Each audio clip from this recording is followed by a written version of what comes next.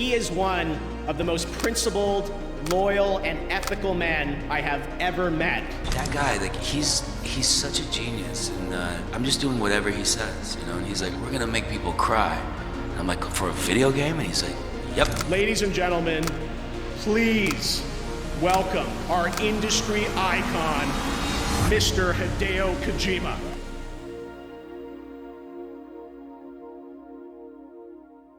In 2019, Death Stranding was the first game from Kojima Productions, following Hideo Kojima's split from Konami. The game is set in a post-apocalyptic future America, where it's dangerous for people to leave their homes due to a weather phenomenon called timefall. Human interaction is only possible through audio and video calls, and physically meeting someone is considered dangerous. And you may have reached the conclusion yourself that this is eerily similar to the COVID-19 pandemic, which forced people into reclusion. The timing of the game is bizarre. The game was released on November 8th, 2019. But why is this date interesting to us? That's because that was when the pandemic started. Why would Kojima take a gamble on creating a game in a completely new genre right before COVID hit, and yet make something that is so similar to it? The main protagonist, Sam Bridges, who is played by Norman Reedus in Death Stranding, works as a porter who delivers goods and services to Americans.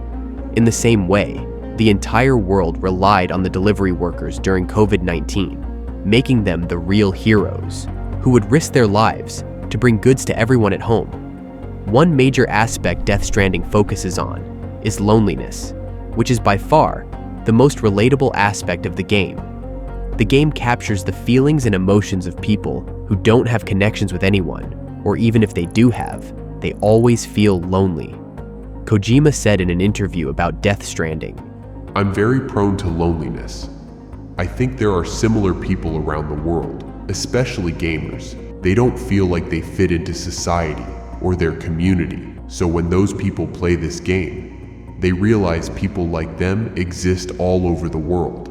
Knowing that even though I'm lonely, there are other people like me makes you feel at ease." This was something people related to the most, with people writing on Reddit.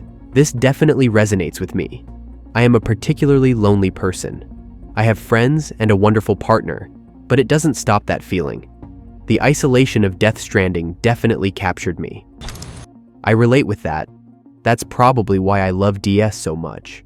I have friends and family, but I've always had a bit of different tastes and way of seeing the world. This helps me explain why Death Stranding is my favorite game. I suffer from long-term chronic loneliness that has been eating away at my mental and physical health, and movies and games about loneliness help me cope with it. The game also portrays the fear of contact between humans. The game's protagonist, Sam, suffers from aphantasmophobia, the fear of physical contact. In the same way, humans were afraid to make contact with their loved ones due to the fear of transmitting COVID-19. How Hideo Kojima was able to predict something that only happened a year after so perfectly is unknown, and this isn't the first time he predicted something that came into existence. Another great game that also predicted the future, along with some controversial stuff, was Metal Gear Solid 2: Sons of Liberty. The game was released in 2001 and was set in 2007's New York. The game itself had some controversies on launch. Players expected to continue the story of Solid Snake, the lead protagonist of the previous game, who was also heavily featured in the promotional material before the launch and was even the box art for the game. But when the players finally got to play the game, they were only able to play for 2 hours with Solid Snake as the protagonist before the game changed its focus to a new protagonist called Raiden.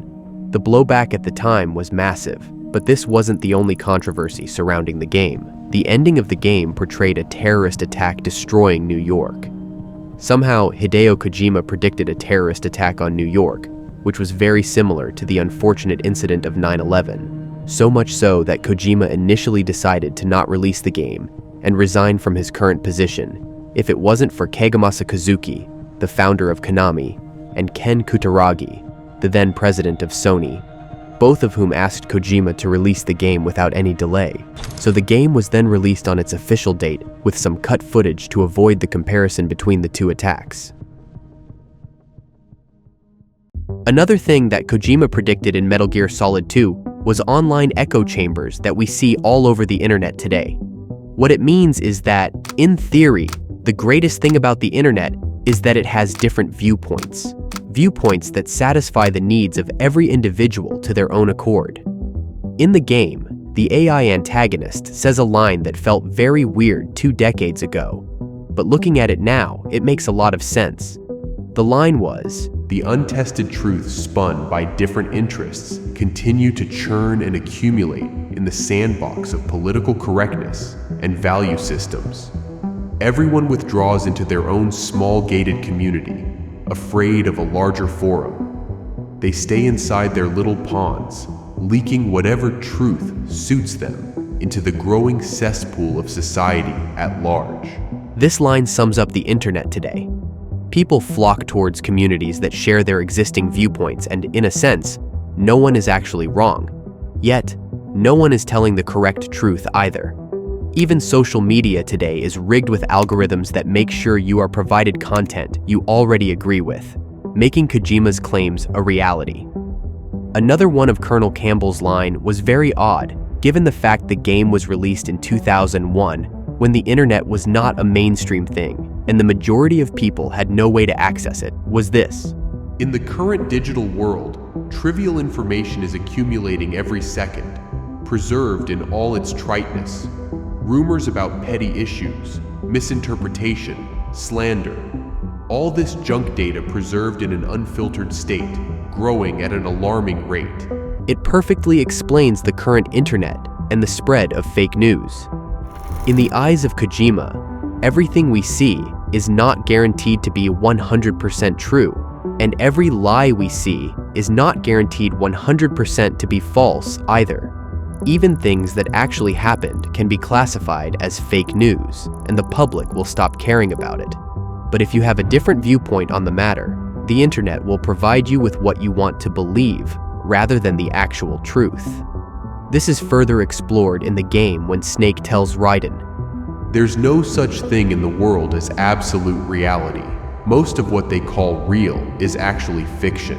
What you think you see is only as real as your brain tells you it is."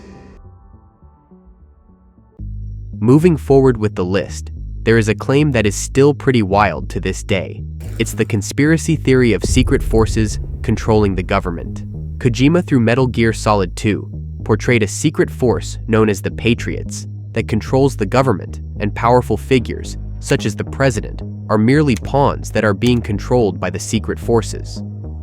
Now, there is no actual way to claim this theory to be the truth, but this did make the concept of secret forces a popular belief. Even today, many believe the narrative the government puts forward is the result of what the secret forces want. The most recent example of this is when various Republican politicians and members of the press suddenly began discussing the benefits of the COVID-19 vaccine after they spent over a year demonizing the use of that vaccine. Who knows? Maybe Kojima was right all along. There is one more Metal Gear Solid prediction that did come true, and this time from the 1990 Metal Gear Solid 2 Solid Snake. Kojima presented a world entirely stripped of natural oils. People across the nation were at war for the final remaining gasoline, but through the genetic modification of Botryococcus brownie, Oilix was invented, an algae-based fuel that powers all vehicles and machinery of the world, and was used as a substitute fuel in the game. Back in the 90s, the idea of algae fuel was not well received by many, and was only a dream concept. Kojima was bold to predict this, but his prediction did come to existence. In 2012, the fictional fuel from Metal Gear 2, Solid Snake, became a reality after years of research into its possibilities, and finally created algae-based fuel called biodiesel.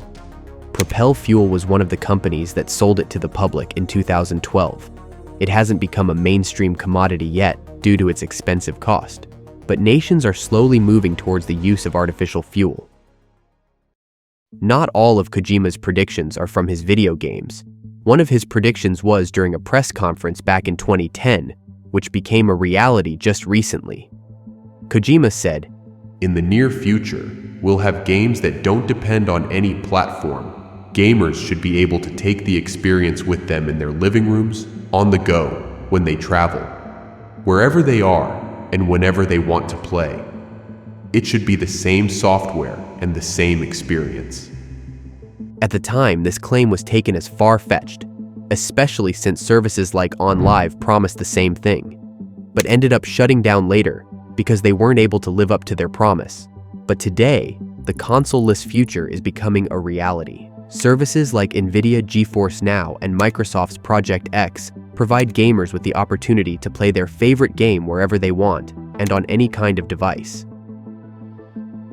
And with the news of a new game titled Overdose in the making, we can only imagine what Kojima might predict next. While there isn't much information released about it yet, here's what we do know.